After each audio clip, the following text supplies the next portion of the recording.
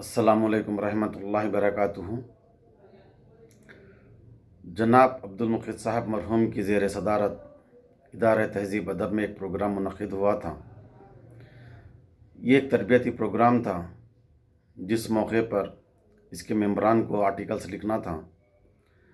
اس موقع پر میں نے بھی ایک آرٹیکل لکھا تھا جس کا عنوان اسلامی تہذیب اور عصر جدید ہے۔ میں چاہتا ہوں کہ اس کو ریکارڈ کیا جائے تاکہ آپ لوگ اس کو سن سکیں۔ اسلامی تہذیب اور عصر جدید۔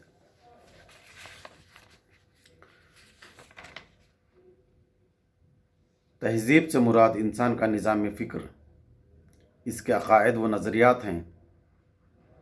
اس لیے تہذیب چاہے کسی بھی قوم کی ہو، لیکن اس کا مرکزی موضوع انسان ہے۔ ڈارون کے نظریے انسان نے اس کو اپنے مقام سے گرا دیا ہے۔ اسلام میں انسان کو مرکزی حیثیت حاصل ہے۔ یہ ایک بندر کی بدلی ہوئی شکل نہیں، بلکہ اللہ نے خاص مقصد کے تحت اس کی پیدائش کی اور اس کو اپنی روح میں سے پھونکا تاکہ انسان میں بھی اوصاف الہیہ پیدا ہو جائے۔ اللہ نے انسان کو با اختیار مخلوق پیدا کیا تاکہ وہ اپنے عقل و فہم سے کائنات کی تسخیر کرے اور باشعور اپنے رب کے آگے جھک جائے۔ اللہ نے انسان کی جبلت میں خیر و شر رکھ دیا ہے تاکہ اس سے اس کی شخصیت میں نکھار پیدا ہو اور وہ علم و تحقیق کی گتھیاں سلجھا سکے۔ اسی خیر و شر کی لڑائی میں کبھی ایسا ہوتا ہے کہ انسان اپنے رب حقیقی کو چھوڑ کر کسی اور کے آگے اپنا سر جھکا بیٹھتا ہے، جس کو قرآن ظلم عظیم کہتا ہے۔ انسانیت کو اسی ظلم سے نکالنے کے لیے اللہ تعالیٰ نے وقتاً فوقتاً نبیوں کو اس زمین پر مبعوث کیا تاکہ لوگوں کے آگے یہ واضح ہو جائے کہ حق کیا ہے۔ وہم و گمان، رشتہ و پیوند کے بتوں کو توڑ کر خود کو ایک اللہ کے حوالے کر دینا کہ میرا جینا، میرا مرنا، میرا اٹھنا، میرا بیٹھنا، میرا سونا، میرا جاگنا، حتیٰ کہ میرے سارے معاملات سب آپ ہی کے لیے ہیں اور آپ رب العالمین ہیں۔ در حقیقت اسی عقیدے کا نام اسلام ہے۔ اسلام اپنے اندر پوری جامعیت رکھتا ہے۔ یہ انسانی زندگی کے ہر شعبے کو اپنے احاطے میں لیے ہوئے ایک مکمل ضابط حیات ہے۔ یہ انفرادی و اجتماعی زندگی کو خوب سے خوب تر گزارنے کا بہترین ذریعہ ہے۔ قرآن کی تعلیمات سے دونوں جہاں کی حقیقی کامیابی حاصل ہوتی ہے اور انہی تعلیمات کی روشنی میں جس تہذیب کا جنم ہوتا ہے وہ انسان کو ایک صالح اور پاکیزہ معاشرہ دیتا ہے۔ میرے نزدیک اسلامی عقیدہ وہ نظریہ حیات ہی دراصل اسلامی تہذیب ہے۔ اسلام کوئی فلسفہ نہیں ہے کہ بس کتابوں کی زینت بن گیا، بلکہ یہ ایک قابل عمل دستور ہے جس کو حضرت محمد عربی صلی اللہ علیہ وسلم نے اپنی زندگی میں عملاً نافذ کر کے سارے عرب کو اسلامی تہذیب کا گہوارہ بنا دیا تھا۔ اسلامی تہذیب عین انسانی فطرت کے مطابق ہے۔ اس تہذیب پر عمل پیرا ہونا آسان بھی ہے اور تمام انسانیت کے لیے بہتر بھی ہے۔ اگر کوئی اس کے خلاف کام کرتا ہے تو سارا نظام درہم برہم ہو جاتا ہے، جس سے سینکڑوں غلط نتائج نکلنا حقیقی اور لازمی ہیں۔ اسلام تمام انسانوں کو ایک اللہ کے بندے بنا کر تمام کو ایک چھت کے نیچے لا کر کھڑا کر دیا، جہاں تمام انسان برابر اور ایک آدم کی اولاد ہیں، اور کہا گیا تمہاری پیدائش مٹی سے ہوئی ہے، تم میں غرور و تکبر قطعی نہ آنے پائے۔ اس کے برخلاف عصر حاضر میں مغربی ممالک میں مساوات کا درس تو دیا جاتا ہے، لیکن یہاں انسانی حقوق کی پامالی، نسل پرستی، غرور و تکبر پورے نہج پر ہے۔ जिस के नतीजे में कई लाखों मासूम अफराद का खून बहाया गया, सैकड़ों असमतें लूटी गईं और अनगिनत इंसान घर से बेघर हो गए।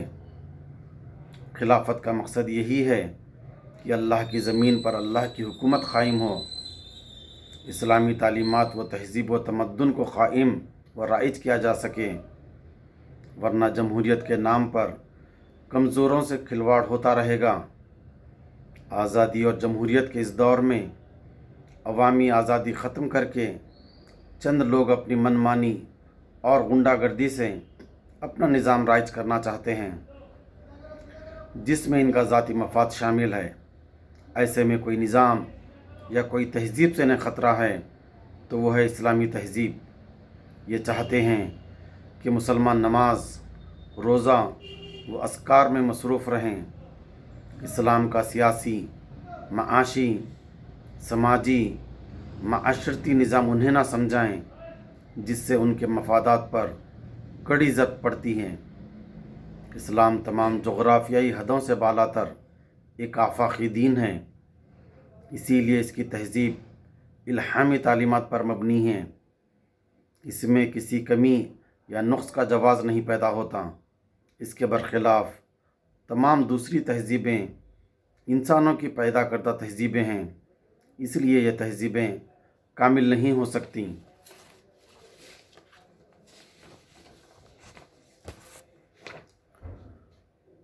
दूसरी अक़वाम इस गलत फ़हमी का शिकार हैं। वो समझते हैं कि इस्लामी तहज़ीब के माने टखनों के ऊपर पाजामा पहनना, गोश्त खाना, 4 शादियाँ करना, ज़ानी को संसार करना, शराबी को कोड़े लगाना, ख़वातीन से पर्दा करवाना है। बरखिलाफ़ इसके इस्लामी तहज़ीब इंसानी गोशे के हर पहलू पर रहनुमाई करती है। इसी लिहाज से मैंने अपने मौजू को मंदरजा ज़ेली उन्वानात में तक़सीम किया है। नंबर 1, खिलाफत या सियासी निज़ाम। इस ज़मीन ने बादशाहत, आमरियत और फिर आज जमहूरियत की नजासत को देख लिया। ये सब ऐसी सियासत है जो अल्लाह की ज़मीन पर इंसानी हुकूमत की अलमबरदार है। जमहूरियत नए बोतल में वही पुरानी शराब है। इसीलिए इकबाल फरमाते हैं, हमने खुद शाही को पहनाया है जमहूरी लिबास, जब ज़रा आदम हुआ है खुद शिनास व खुद नगर। तूने क्या देखा नहीं मगरिब का जमहूरी निज़ाम, चेहरा रोशन अंदरों चंगेज़ से तारीक तर। आज के जमहूरियत के मुनसिफाना दौर में एक लीडर का बेटा ही लीडर बन सकता है, या जराइम की दुनिया में उसकी लंबी दास्तान हो, या फिर इलेक्शन लड़ने के लिए करोड़ों रुपये उसके पास हो। गरीब तो बस वोट की पर्ची का मालिक है। इलेक्शन लड़ना, अदल व माशी इंसाफ करना, अवाम के मसाइल को हल करना उसकी ज़िंदगी का हिस्सा ही नहीं है। जमहूरियत बादशाहत और आमरियत से एक माने में मुख्तलिफ है। वो ये कि यहाँ एक नहीं इज्तिमाई हाकिमियत होती है, जहाँ हाकिम हर गरीब का खून चूसने का हक़ रखता है। बरखिलाफ़ इसके खिलाफत अल्लाह की ज़मीन पर अल्लाह की हुकूमत को चलाना, उसके बताए हुए निज़ाम और तहज़ीब को क़ायम करना है। ये जिस्म, ये जान व माल सब अल्लाह का अता करदा है। इंसान अल्लाह के यहाँ इसका जवाबदेह हैं। खलीफा और अवाम दोनों अल्लाह के अहकाम के पाबंद हैं। ये हुदूद अल्लाह में आज़ाद हैं और बाहर जाकर ज़िंदगी गुजारने की क़तन इजाज़त नहीं है। अल्लाह के नबी मोहम्मद अरबी सल्लल्लाहु अलैहि वसल्लम फरमाते हैं, मोमिन की मिसाल उस घोड़े जैसी है जो अपने खूंटे से बंधा हुआ है। वो इस दायरे में आज़ाद है और बाहर जाने की क़तन इजाज़त नहीं। खिलाफत में से दीन निकल जाए, सिर्फ चंगेज़ी व फिरौनियत पाई जाती है, जिसका असर हम आज सारी दुनिया में देख रहे हैं।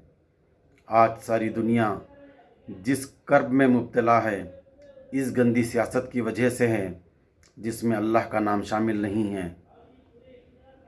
नंबर 2, معاشی نظام۔ اسلام ایک آئیڈیل معاشی نظام رکھتا ہے جس کو عملاً برپا کیا جا سکتا ہے، لیکن اس کو نافذ کرنے کے لیے ایک ایسے معاشرے کی ضرورت ہے جو اسلامی اقدار کی پابند ہو۔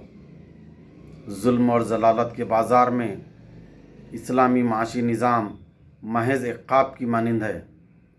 اسلامی معاشی نظام جہاں پر انسانی مادی ضرورتوں کی بحالی کرتا ہے، وہیں پر انسان میں اخلاق، دیانت، عدل و احسان جیسے عمدہ کردار ابھارتا ہے، اور تنگ دلی، ظلم، بخل، خیانت جیسے رذیلہ خصائل کی حوصلہ شکنی کرتا ہے۔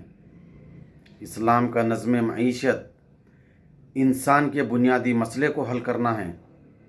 انسان کا بنیادی معاشی مسئلہ یہ ہے کہ تمدن کی اس تیز رفتار ترقی میں ہر انسان کو روٹی، کپڑا اور مکان میسر ہو، اور اس کو ایسے مواقع مہیا کیے جائیں جس سے وہ خود اپنی شخصیت کی نشو و نما کر سکے اور لوگوں کے ساتھ کندھے سے کندھا ملا کر چلنے کے قابل ہو سکے۔ اسلام نے جو نظریہ ملکیت دیا ہے، اور وہ یہ کہ تمام املاک اللہ کی دین ہیں اور یہ اسی کی ملکیت ہے۔ انسان کو چاہیے کہ اللہ کے بخشے ہوئے اس مال پر اس کی مرضی سے تصرف کرے۔ اسلام سود کو حرام قرار دیتا ہے اور زکوٰۃ دینے کے لیے ابھارتا ہے تاکہ دولت عمرہ سے غربا کی طرف منتقل ہو اور معاشی استحکام حاصل ہو۔ بلا سودی بینکاری اور سوشل ویلفیئر وغیرہ کا انعقاد عمل میں لایا جا سکے تاکہ انسان کئی غلط کاموں سے بچ سکے۔ اس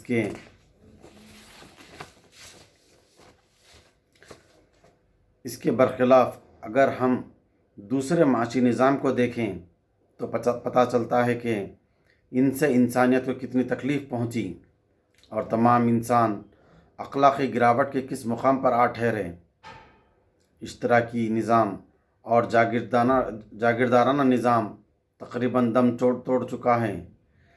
اشتراکی نظام مادیت پرستی کی بنیاد پر رکھا گیا تھا۔ مارکسزم نے مادے کو اتنا بلند مقام دیا کہ خدا کا تصور ہی ختم ہو گیا، بلکہ مادہ خدا کی جگہ لے لیا، اور اشتراکی نظام نے جو مساوات کا تصور دیا ہے وہ غیر فطری ہیں۔ اللہ نے ہر انسان کو الگ صلاحیت و قابلیت دی ہے۔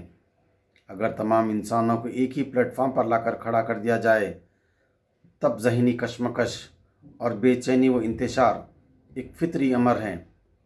اسی لیے اس نظریے کو عملاً نافذ کرنے کے لیے لاکھوں انسانوں کا خون بہانا پڑا، اور یہ اس قدر کھوکھلا اور بے بنیاد تھا کہ جہاں اس کی بنیاد رکھی گئی تھی وہیں اس کا نام و نشان تک باقی نہ رہا۔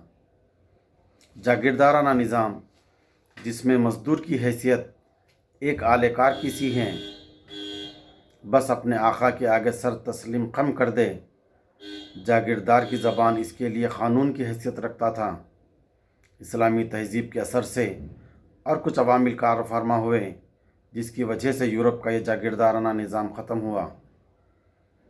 جاگیردارانہ نظام کے بعد ایک دوسرا نظام وجود میں آیا اور وہ ہے سرمایہ دارانہ نظام۔ اس نظام میں ہر ایک فرد کو مکمل چھوٹ دے دی گئی۔ سرمایہ دارانہ نظام سود خوروں کا طبقہ ہے جو سود دینے والے بینک قائم کرتے ہیں۔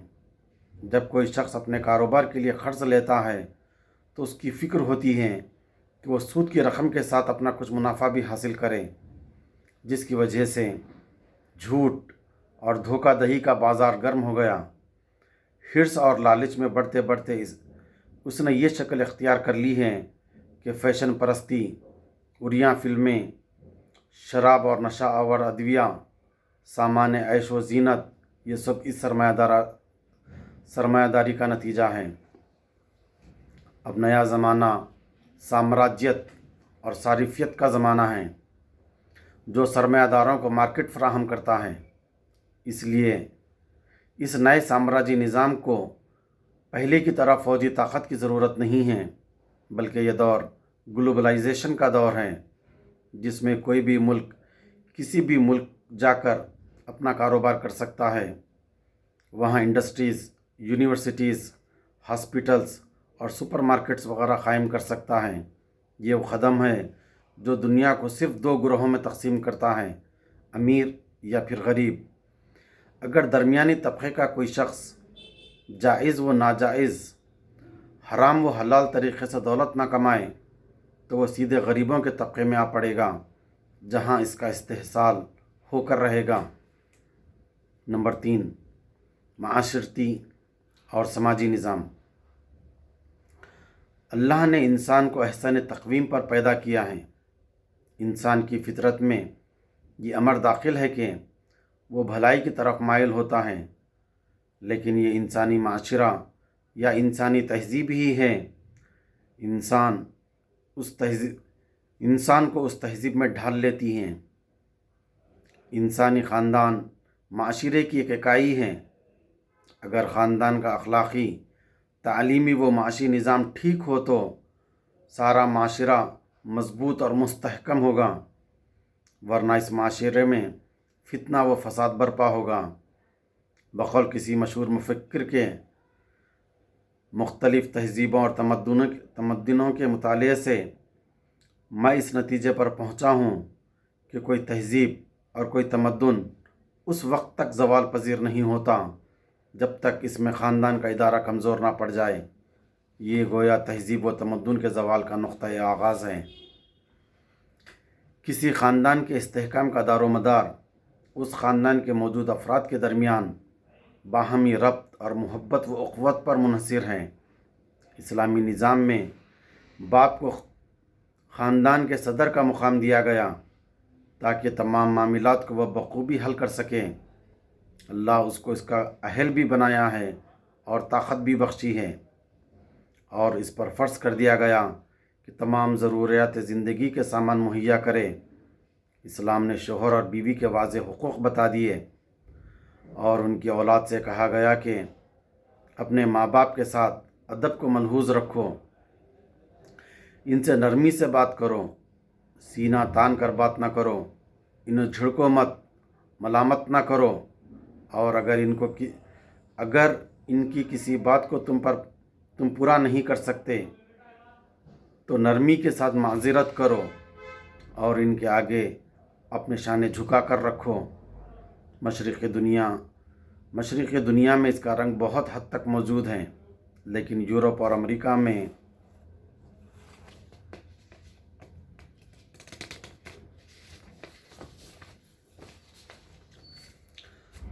बुढ़ापा सबसे बड़ी लानत समझी जाती है। वहाँ हुकूमत की तरफ से ऐसे इदारे क़ायम हैं जो बूढ़ों की देखभाल कर सकें, लेकिन ये इदारे औलाद की मोहब्बत व ख़िदमत की जगह पुर नहीं कर सकते। ख़ानदान के इदारे को मुस्तहकम करने के बाद कहा गया कि रिश्तेदार, मिस्कीन, यतीम और मुसाफिर के साथ हुस्न सलूक, मोहब्बत व हमदर्दी का मुज़ाहिरा करो। इस्लाम क़त्ल औलाद की ममानियत करता है। माशी बहरान, मुफलिसी और तंगदस्ती के डर से अपनी औलाद का क़त्ल करना संगीन जुर्म है। असर जदीद की ये महज़ब तहज़ीब कुछ इस तरह जादू कर गई कि आज मुसलमानों में भी ये चलन आम हो चुका है। अपनी मादी ज़िंदगी को बेहतर से बेहतर बनाने की खातिर ना सिर्फ मसनवी तरीक़ेकार से औलाद की पैदाइश पर रोकथाम लगाते हैं, बल्कि हमल को साख़ित करने से भी गुरेज़ नहीं करते। अल्लाह फरमाता है, और अपनी औलाद को मुफलिसी और तंगदस्ती के खौफ से क़त्ल मत करो, हम उनको भी रिज़्क़ देंगे और तुमको भी। यकीनन इनका क़त्ल बहुत बड़ा गुनाह है। इस्लामी तहज़ीब में इस्मत व इफ़्फ़त और पाकदामनी को बहुत बड़ी अहमियत दी गई है। इसके कई दुनियावी वजूहात भी हैं। इसीलिए निकाह को आसान किया गया ताकि शहवत के जिबली तकाज़े की तस्कीन के लिए कोई बदकारी या फ़ाहिश काम ना होने पाए। जब तक जायज़ रास्ते को ना खोला जाए, उस वक्त तक नाजायज़ रास्तों को बंद करना बहुत मुश्किल होता है। पानी के बहाव के लिए अगर इसके रास्ते में रुकावट हो तो पानी किसी गलत जगह पर अपना रास्ता बना लेता है। इसी तरह निकाह को आसान करके ज़िना का मुकम्मिल सिद्देबात किया गया और कहा गया कि ज़िना के करीब तक ना फटको। शराब, रक़्स, मौसीकी, उड़िया फिल्में और नाच गाना, आधे आधे या तंग लिबास, ये तमाम जिनसी हिजान को मुश्तइल करते हैं। इस्लाम इन तमाम चीज़ों पर रोक लगाता है जो गैर फितरी हों। लिबास के सिलसिले में इस्लामी तहज़ीब व तमद्दुन का जो तसव्वुर है वह ऐन इंसानी जिबिलत व फितरत के मुताबिक हैं। मर्द के मुकाबले में औरत के सतर का हिस्सा ज़्यादा है। यूँ कहिए कि औरत का पूरा जिस्म सत्र है। इसी सत्र के ज़िम्मन में मोहम्मद सल्लल्लाहु अलैहि वसल्लम ने फरमाया कि औरत का ऐसा लिबास जिससे उसका बदन ढक तो गया हो लेकिन बावजूद उसके जिस्म की रानाइयाँ छलकती हों तो ये सत्र नहीं हैं। सूरह नूर में कहा गया कि और औरतें अपने सीनों पर अपनी चादरों की आंचल डाल लिया करें। आज के तरक्की याफ्ता दौर में हमारी नौजवान नस्ल और हमारी औरतें जिस तरह दुपट्टे का इस्तेमाल करती हैं वो इसके मकसद को ख़तन पूरा नहीं करता। इस्लाम का मकसद सारे माशरे की तहारत व पाकीज़गी हैं।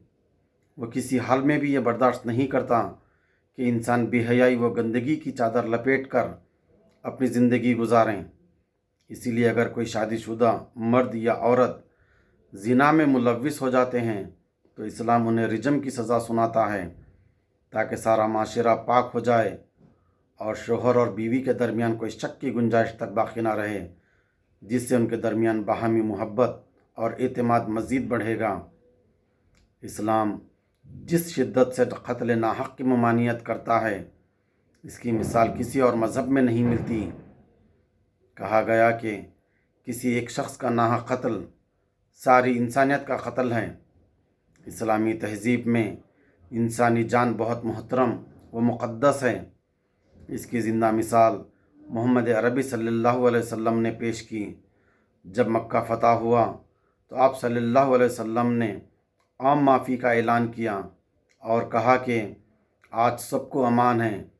बरख़िलाफ़ इसके आज हम बोस्निया, चेचनिया, अफ़गानिस्तान, इराक़ और सीरिया पर नज़र डालते हैं तो पता चलता है कि आज की ये तहज़ीब याफ्ता और महज़्ज़ब दुनिया कई लाख मासूम जानों को मौत के घाट उतार दिया और उनका ये नंगा नाच न मालूम किस मुकाम पर जाकर रुकेगा।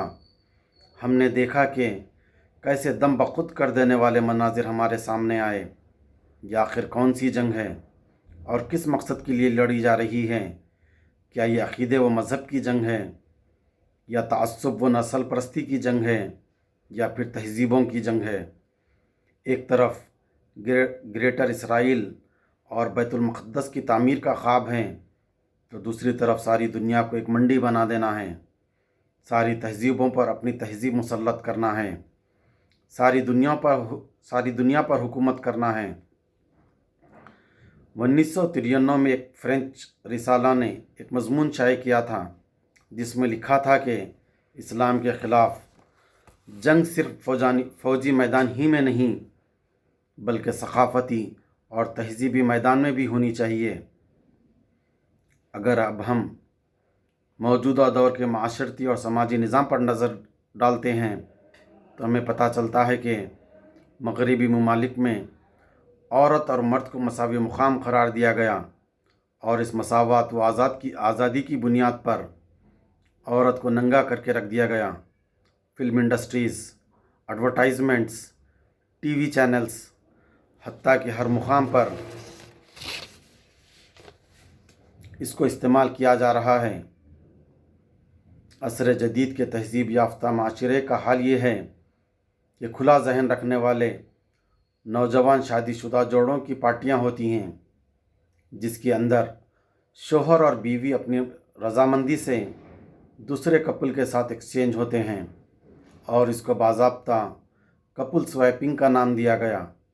ये शैतानियत अब मगरिब ही में नहीं بلکہ ہندوستان کے بھی عمرہ میں پائی جاتی ہے۔ آج سائنس کی ترقی نے دنیا کو ایک الگ مقام پر پہنچا دیا ہے۔ قرآن بھی ہمیں کائنات کی تسخیر و غور و فکر پر اکساتا ہے۔ یہ بات بالکل حقیقی ہے کہ ابتدا میں سائنسی تحقیق میں مسلمانوں کا نمایاں رول پایا جاتا ہے، لیکن آج جو سائنس ہمارے سامنے ہے وہ بلا چون و چرا ہم یہ مانتے ہیں کہ آج کی مغرب دنیا سائنسی تحقیقات میں بہت آگے نکل گئی ہے۔ اسی سائنسی تحقیقات سے ہمیں کئی قرآنی آیاتوں کو سمجھنے میں مدد ملتی ہے۔ جہاں سائنس سے مفید نتائج نکلتے ہیں، وہیں اس کی وجہ سے بدترین نتائج ہمارے سامنے آتے ہیں، جیسا کہ ایٹمک بم، نیوکلیئر بم، بایولوجیکل بم وغیرہ کی ایجاد اور کلوننگ وغیرہ ہے۔ اور یہ بھی سائنس ہی کی ایجاد ہے کہ جہاں پر مرد کے اسپرم کو کئی سالوں تک محفوظ کیا جا سکتا ہے اور عورت کئی سال بعد بھی اس اسپرم کا استعمال کرتے ہوئے بچے پیدا کر سکتی ہے، اب یہ بازار میں باضابطہ شخصی پہچان کے ساتھ دستیاب ہوں گے۔ آج کے موجودہ دور کی مہذب تہذیب میں ذرائع ابلاغ یعنی میڈیا کا بھی بہت اہم رول ہے۔ اس میں کچھ لوگوں کے فائدے کی بھی چیزیں ہیں، لیکن بے شمار نقصانات ہیں۔ دنیا کا بیشتر میڈیا یہودیوں اور یورپین ممالک کے ہاتھوں میں ہے۔ وہ اس کو ایک ہتھیار کے طور پر استعمال کرتے ہیں اور وہ دنیا کو وہی بات سمجھاتے ہیں جو وہ چاہتے ہیں۔ آج عالم اسلام میں جو جنگ برپا ہے، اس میں میڈیا کا رول نمایاں ہے۔ روس کے زوال کے بعد بڑے زور و شور سے اس بات کا پروپیگنڈا کیا جاتا رہا کہ آئندہ صدی اسلام کی ہوگی، اور یہودیوں نے امریکہ اور ساری دنیا کے دل و دماغ میں یہ بات اتار دی کہ امن پسند اور خوشحال دنیا کو اصل خطرہ اسلام اور مسلمانوں سے ہے۔ انسان قرآن کو پڑھنے سے دہشت گرد بن جاتا ہے۔ امریکہ، اسرائیل اور ہندوستان اپنے تعلیمی نصاب میں اسلام اور تاریخ اسلام کو مسخ کر کے شامل کر لیا ہے۔ نبی اکرم صلی اللہ علیہ وسلم کی شان میں گستاخانہ کارٹونز کو فریڈم آف ایکسپریشن یعنی آزادی خیال کا نام دیا گیا۔ یہ بات کون نہیں جانتا کہ آج میڈیا کی وجہ سے دنیا کیسی بے حیائی اور گندگی میں گر گئی ہے۔ ہم جنسی تعلقات بھی اسی میڈیا کی وجہ سے ہیں، اور آج کچھ ایسے ممالک بھی ہیں جہاں پر ہم جنسی شادیاں لیگلائزڈ کر لی گئی ہیں۔ یہودی اور یورپی میڈیا ساری دنیا کو اپنی گرفت میں لے چکا ہے۔ مغرب ہو چاہے مشرق، ساری دنیا اسی راستے پر چل رہی ہے جس کو یہودی لے جانا چاہتے ہیں۔ اگر کوئی تہذیب دنیا کو اس گندگی اور دلدل سے نکال کر امن اور پاکیزگی بخش سکتی ہے تو وہ ہے اسلامی تہذیب، اور اس تہذیب کا اصل سر چشمہ ہے قرآن اور نبی اکرم صلی اللہ علیہ وسلم کی سنت۔ شب گریزاں ہوگی آخر جلوہ خورشید سے، یہ چمن معمور ہوگا نغمہ توحید سے۔ جزاک اللہ خیر۔